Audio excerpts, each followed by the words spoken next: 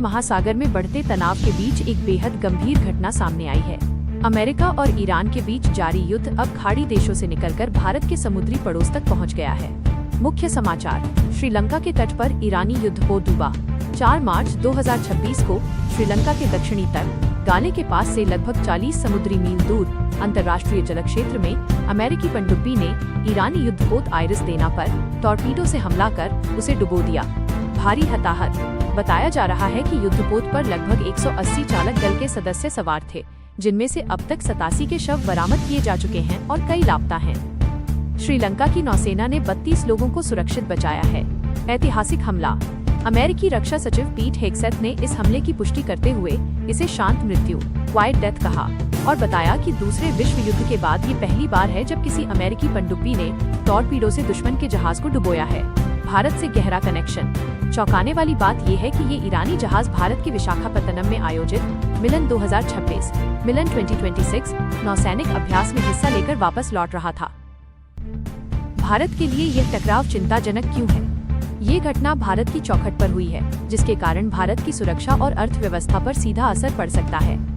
1. समुद्री सुरक्षा और निकटता। ये हमला श्रीलंका के पास हुआ है, जो भारत का निकटतम समुद्री पड़ोसी है। हिंद महासागर क्षेत्र (IOR) में इस तरह की सैन्य कार्रवाई भारत की नेट सिक्योरिटी प्रोवाइडर की भूमिका के लिए चुनौती है। युद्ध का दायरा बढ़ने से भारत के विशेष आर्थिक क्षेत्र EEZ की सुरक्षा पर खतरा मंडरा रहा है। 2. ऊर्जा संकट, क्रूड ऑयल और LPG। भारत अपनी तेल जरूरतों का लगभग 50% और भारी मात्रा में LPG हॉर्मुज जलडमरू मध्य स्ट्रेट ऑफ हॉर्मुज के रास्ते मंगवाता है। ईरान अमेरिका युद्ध के कारण यह रास्ता बंद होने या असुरक्षित होने से तेल की कीमतें आसमान छू सकती हैं, जिससे भारत में महंगाई बढ़ना तय है। 3. भारतीय प्रवासियों की सुरक्षा।